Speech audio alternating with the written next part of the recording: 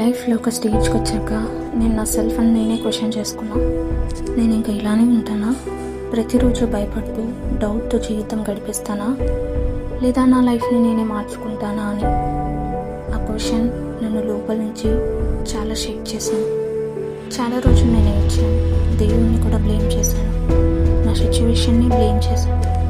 కానీ ఒకరోజు నిజం అర్థమైంది, ఎవరు వచ్చి నా లైఫ్ని మార్చరు, నేనే మార్చుకోవాలి.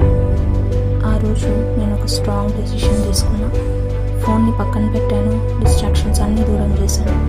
ఈజీ కాదు, చాలా కష్టమైంది, కానీ ఈసారి ఆపలేదు.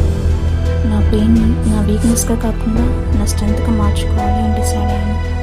డైలీ కొంచెం కొంచెంగా చదివాను, కానీ ఈసారి ఫుల్ ఫోకస్తో చదివాను. స్లోగా అయినా నేను నా కాన్ఫిడెన్స్ మళ్ళీ బిల్డ్ చేసుకున్నాను. ఒక చిన్న చేంజ్ నా లైఫ్లో పెద్ద డిఫరెన్స్ క్రియేట్ చేసింది. ఆ రోజు నుండి నా లైఫ్లో రియల్ చేంజ్ స్టార్ట్ అయింది. ఇది నా టర్నింగ్ పాయింట్. నెక్స్ట్ పార్ట్లో నా సక్సెస్ స్టోరీ చెప్తాను.